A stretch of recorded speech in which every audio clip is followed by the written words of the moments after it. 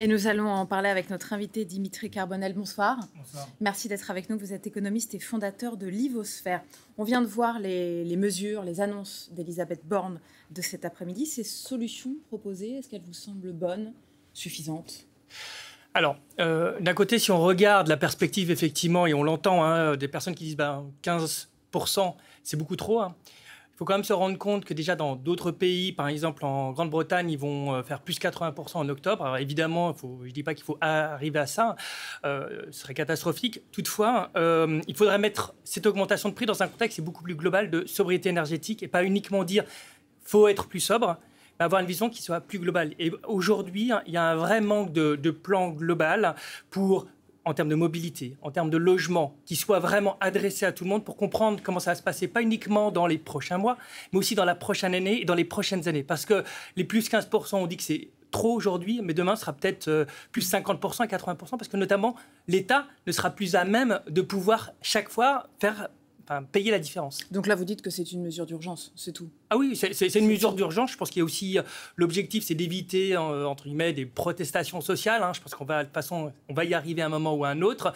C'est un peu reculer pour mieux sauter. Le problème, c'est que quand on recule pour mieux sauter, évidemment, le trou devient de plus en plus grand et pour le coup, on tombe. Mais surtout, vous semblez dire qu'à terme, ce genre de problème, on va y être confronté. Ah oui, souvent. mais c'est évident. Les prix, donc ces mesures d'urgence aujourd'hui ne pourront plus s'appliquer dans des années. Non.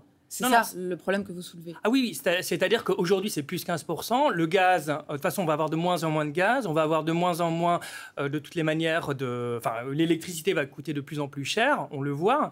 Donc oui, ces solutions sont à court terme. Il faut avoir une vision à long terme. Et en plus, ça concerne que les particuliers et quelques entreprises ou collectivités, mais pas la totalité. Donc de toutes les manières, les entreprises qui vont être aussi touchées par ça auront aussi des problématiques et pourront potentiellement ne plus produire.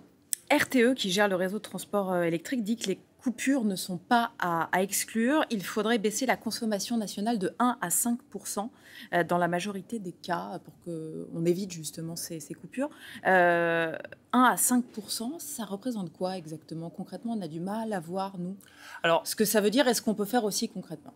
Alors, ce qui se passe, c'est que c'est vraiment... Le problème, c'est les questions des pics. C'est-à-dire que si tout le monde consomme en même temps, par exemple, sa machine à laver ou, par exemple, recharge son véhicule électrique, etc., en même temps, eh bien, et c'est ce qui se passe aux alentours de 19h, 20h, à ce moment-là, il y a une demande qui est très forte. On n'est pas capable de produire suffisamment d'électricité. D'assurer ça à ce moment-là. Mais on peut l'assurer à différents moments de la journée. C'est tout à fait. C'est pas forcément évident à comprendre ça, de dire que 1000 machines à laver qui fonctionnent sur toute la journée, c'est pas pareil que 1000 machines à laver qui fonctionnent pendant 1 heure.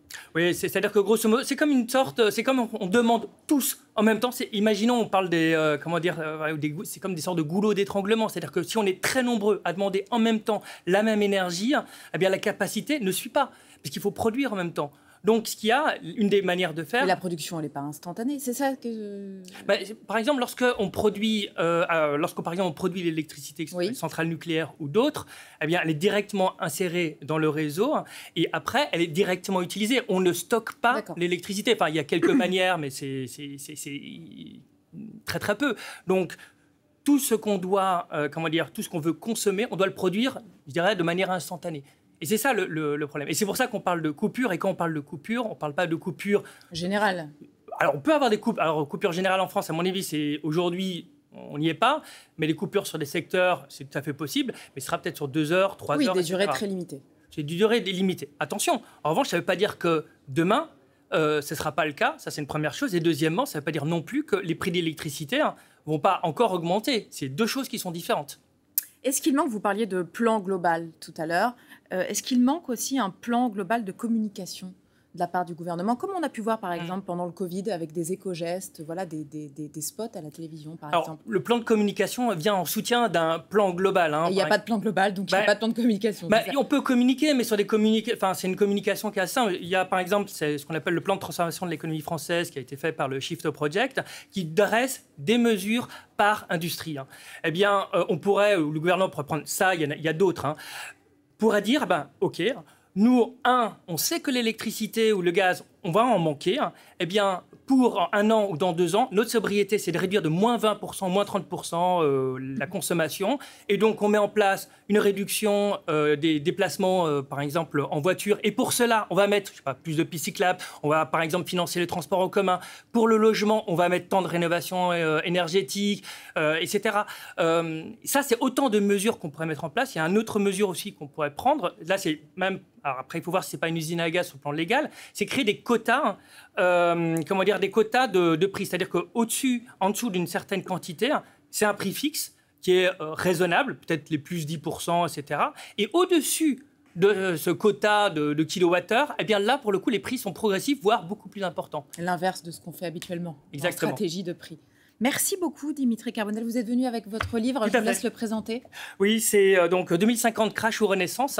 Et en fait, l'objectif, c'est de montrer à la fois les fragilités, certes, ce que permettent les technologies, mais au-delà de ça, c'est de voir comment on peut justement atténuer, en tant qu'individu, notre impact environnemental, mais aussi énergétique, mais aussi comment on peut s'adapter. Je parle, pour ceux qui s'intéressent, une société boule de Guy, mais c'est adapté en tant qu'individu, entreprise, mais aussi l'État et les collectivités. Merci beaucoup d'avoir été avec nous ce soir. On l'a vu.